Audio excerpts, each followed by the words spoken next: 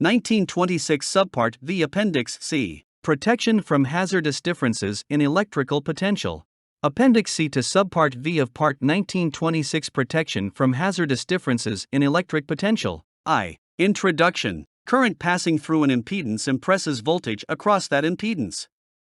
Even conductors have some, albeit low, value of impedance. Therefore, if a grounded object, such as a crane or de-energized and grounded power line, results in a ground fault on a power line, voltage is impressed on that grounded object. The voltage impressed on the grounded object depends largely on the voltage on the line, on the impedance of the faulted conductor, and on the impedance to true, or absolute, ground represented by the object. If the impedance of the object causing the fault is relatively large, the voltage impressed on the object is essentially the phase-to-ground system voltage. However, even faults to grounded power lines or to well-grounded transmission towers or substation structures, which have relatively low values of impedance to ground, can result in hazardous voltages. In all cases, the degree of the hazard depends on the magnitude of the current through the employee and the time of exposure. This appendix discusses methods of protecting workers against the possibility that grounded objects, such as cranes and other mechanical equipment, will contact energized power lines and that de-energized and grounded power lines will become accidentally energized. 2. Voltage gradient distribution. A. Voltage gradient distribution curve. Absolute, or true, ground serves as a reference and always has a voltage of 0 volts above ground potential. Because there is an impedance between a grounding electrode and absolute ground, there will be a voltage difference between the grounding electrode and absolute ground under ground fault conditions. Voltage dissipates from the grounding electrode, or from the grounding point, and creates a ground potential gradient. The voltage decreases rapidly with increasing distance from the grounding electrode. A voltage drop associated with this dissipation of voltage is a ground potential. Figure 1 is a typical voltage gradient distribution curve, assuming a uniform soil texture. Figure 1. Typical voltage gradient distribution curve. B. Step and touch potentials. Figure 1 also shows that workers are at risk from step and touch potentials. Step potential is the voltage between the feet of a person standing near an energized, grounded object, the electrode. In Figure 1, the step potential is equal to the difference in voltage between 2 points at different distances from the electrode, where the points represent the location of each foot in relation to the electrode. A person could be at risk of injury during a fault simply by standing near the object. Touch potential is the voltage between the energized grounded object, again, the electrode, and the feet of a person in contact with the object. In Figure 1, the touch potential is equal to the difference in voltage between the electrode, which is at a distance of 0 meters, and a point some distance away from the electrode, where the point represents the location of the feet of the person in contact with the object.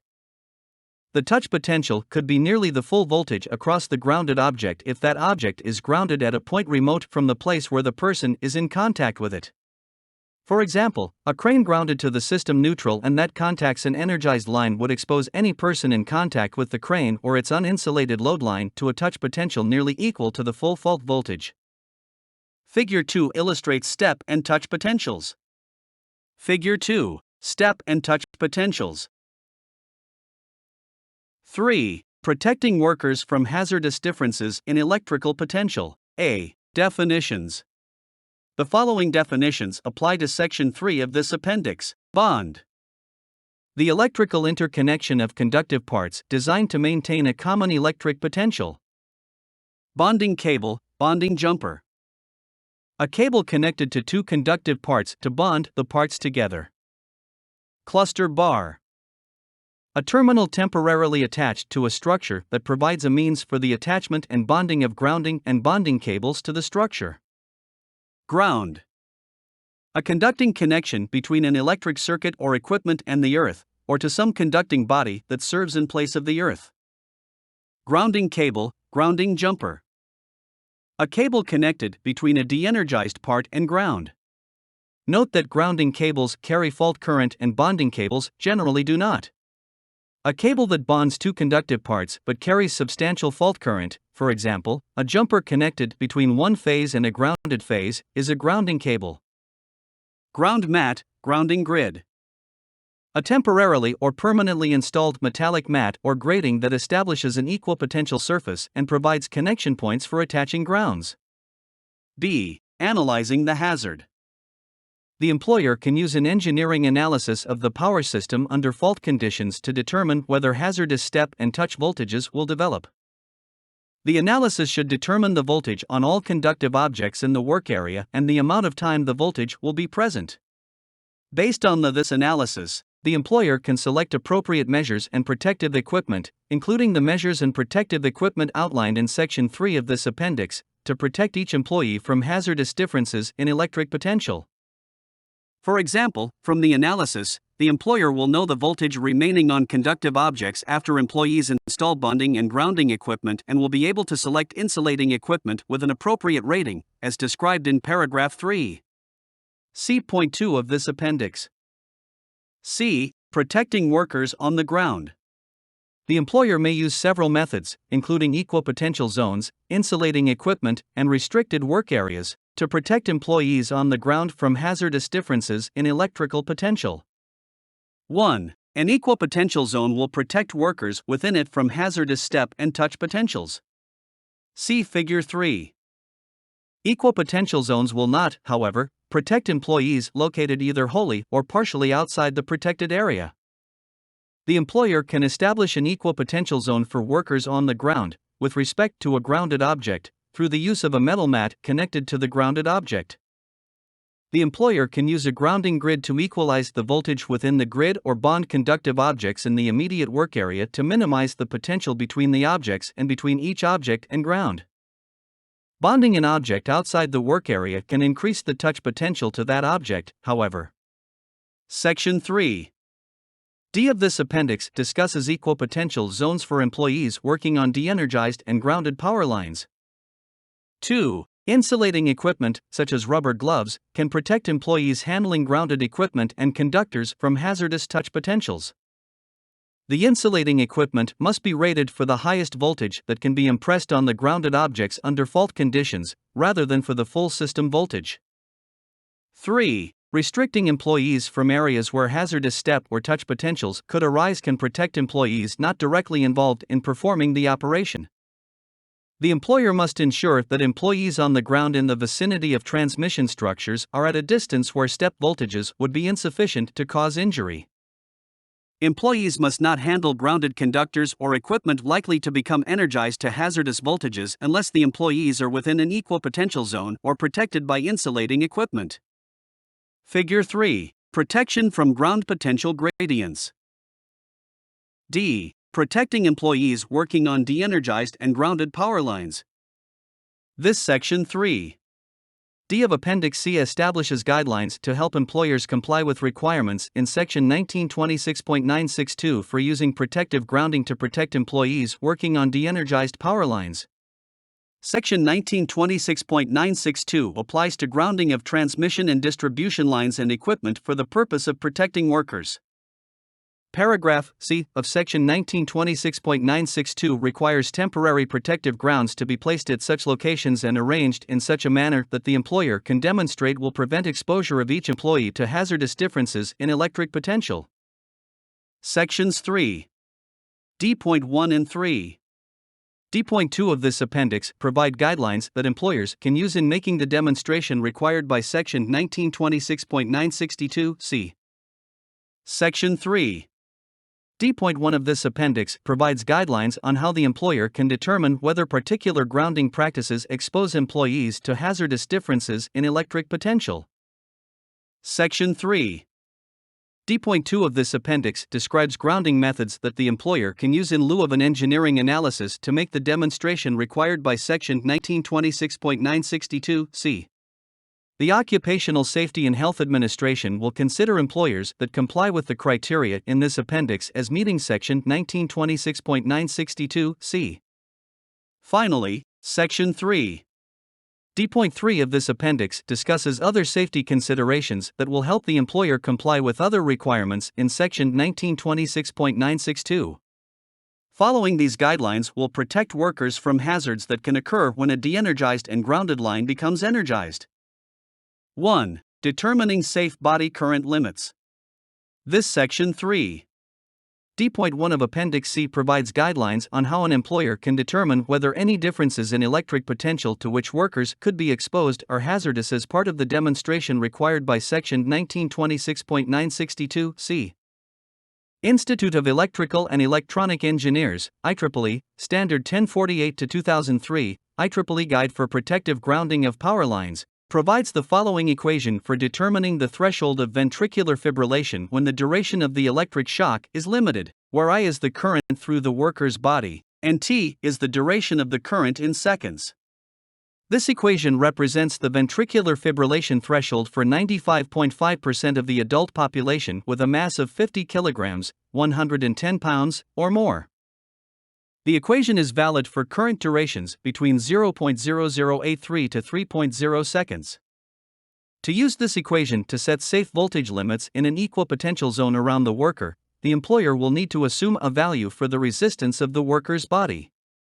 IEEE STD 1048-2003 states that total body resistance is usually taken as 1000 ohms for determining body current limits. However, employers should be aware that the impedance of a worker's body can be substantially less than that value. For instance, IEEE STD 1048-2003 reports a minimum hand-to-hand resistance of 610 ohms and an internal body resistance of 500 ohms. The internal resistance of the body better represents the minimum resistance of a worker's body when the skin resistance drops near zero, which occurs, for example, when there are breaks in the worker's skin, for instance, from cuts or from blisters formed as a result of the current from an electric shock, or when the worker is wet at the points of contact. Employers may use the IEEE STD 1048-2003 equation to determine safe body current limits only if the employer protects workers from hazards associated with involuntary muscle reactions from electric shock, for example, the hazard to a worker from falling as a result of an electric shock. Moreover, the equation applies only when the duration of the electric shock is limited. If the precautions the employer takes, including those required by applicable standards, do not adequately protect employees from hazards associated with involuntary reactions from electric shock, a hazard exists if the induced voltage is sufficient to pass a current of 1 mA through a 500 ohm resistor. The 500 ohm resistor represents the resistance of an employee. The 1 mA current is the threshold of perception. Finally, if the employer protects employees from injury due to involuntary reactions from electric shock, but the duration of the electric shock is unlimited, that is, when the fault current at the work location will be insufficient to trip the devices protecting the circuit, a hazard exists if the resultant current would be more than 6 mA, the recognized let-go threshold for workers for 2. Acceptable methods of grounding for employers that do not perform an engineering determination. The grounding methods presented in this section of this appendix ensure that differences in electric potential are as low as possible and, therefore, meet Section 1926.962 C, without an engineering determination of the potential differences. These methods follow two principles. I. The grounding method must ensure that the circuit opens in the fastest available clearing time, and 2. The grounding method must ensure that the potential differences between conductive objects in the employee's work area are as low as possible. Paragraph C of Section 1926.962 does not require grounding methods to meet the criteria embodied in these principles. Instead, the paragraph requires that protective grounds be placed at such locations and arranged in such a manner that the employer can demonstrate will prevent exposure of each employee to hazardous differences in electric potential. However, when the employer's grounding practices do not follow these two principles, the employer will need to perform an engineering analysis to make the demonstration required by Section 1926.962 C. I. Ensuring that the circuit opens in the fastest available clearing time. Generally, the higher the fault current, the shorter the clearing times for the same type of fault. Therefore, to ensure the fastest available clearing time, the grounding method must maximize the fault current with a low impedance connection to ground. The employer accomplishes this objective by grounding the circuit conductors to the best ground available at the worksite. Thus, the employer must ground to a grounded system neutral conductor if one is present. A grounded system neutral has a direct connection to the system ground at the source, resulting in an extremely low impedance to ground. In a substation, the employer may instead ground to the substation grid, which also has an extremely low impedance to the system ground and, typically, is connected to a grounded system neutral when one is present. Remote system grounds, such as pole and tower grounds, have a higher impedance to the system ground than grounded system neutrals and substation grounding grids. However, the employer may use a remote ground when lower impedance grounds are not available. In the absence of a grounded system neutral, substation grid, and remote ground, the employer may use a temporary driven ground at the worksite. In addition, if employees are working on a three-phase system, the grounding method must short-circuit all three phases. Short-circuiting all phases will ensure faster clearing and lower the current through the grounding cable connecting the de-energized line to ground, thereby lowering the voltage across that cable. The short circuit need not be at the worksite. However, the employer must treat any conductor that is not grounded at the worksite as energized, because the ungrounded conductors will be energized at fault voltage during a fault. 2. Ensuring that the potential differences between conductive objects in the employee's work area are as low as possible. To achieve as low a voltage as possible across any two conductive objects in the work area, the employer must bond all conductive objects in the work area.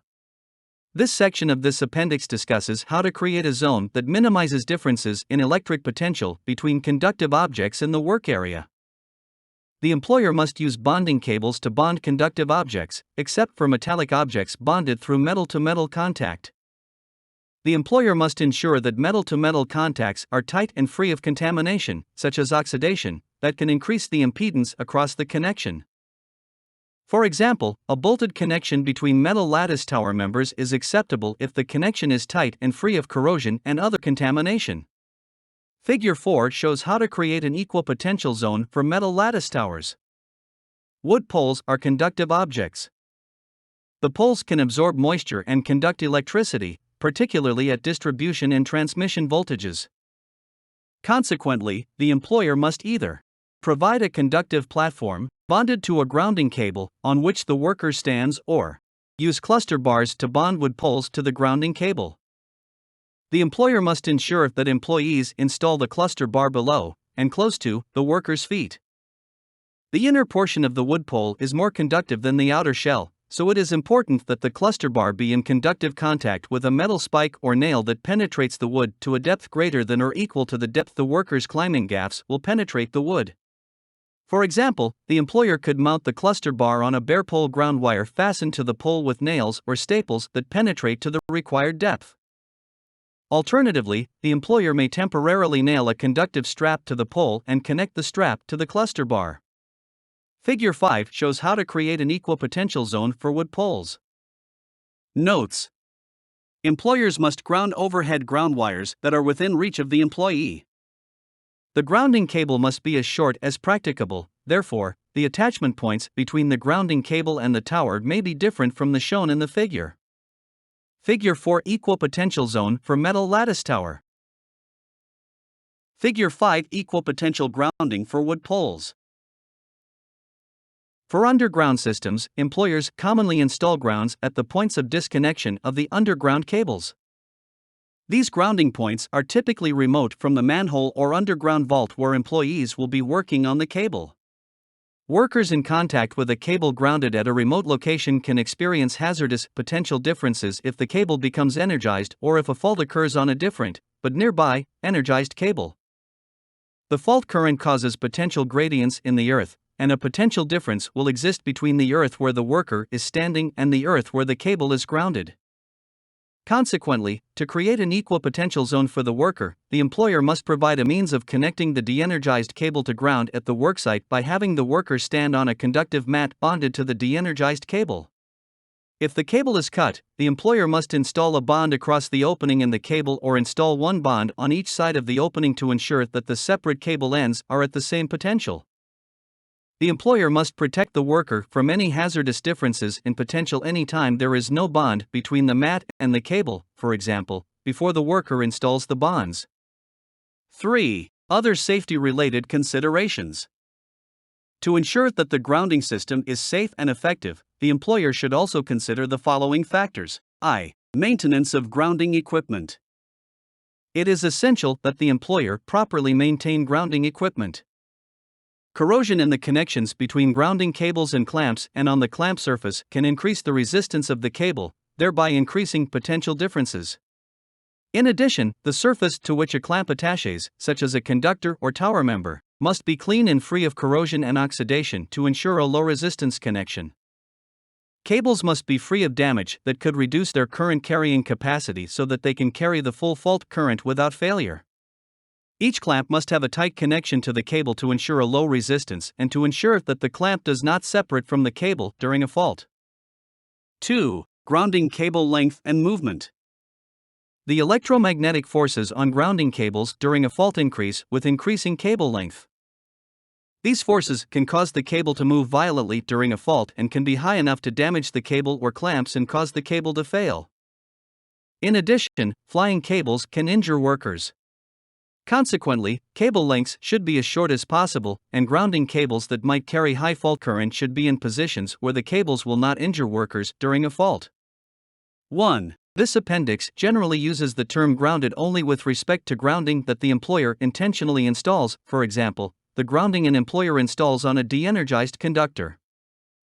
However, in this case, the term grounded means connected to earth, regardless of whether or not that connection is intentional. 2. Thus, grounding systems for transmission towers and substation structures should be designed to minimize the step and touch potentials involved. 3. The protective grounding required by Section 1926.962 limits to safe values the potential differences between accessible objects in each employee's work environment. Ideally, a protective grounding system would create a true equal potential zone in which every point is at the same electric potential. In practice, current passing through the grounding and bonding elements creates potential differences. If these potential differences are hazardous, the employer may not treat the zone as an equal potential zone. 4. Electric current passing through the body has varying effects depending on the amount of the current. At the let-go threshold, the current overrides a person's control over his or her muscles. At that level, an employee grasping an object will not be able to let go of the object. The let-go threshold varies from person to person, however, the recognized value for workers is 6 milliamperes. 5. This appendix only discusses factors that relate to ensuring an equal potential zone for employees. The employer must consider other factors in selecting a grounding system that is capable of conducting the maximum fault current that could flow at the point of grounding for the time necessary to clear the fault, as required by Section 1926.962 D1I. IEEE STD 1048-2003 contains guidelines for selecting and installing grounding equipment that will meet Section 1926.962 D1I.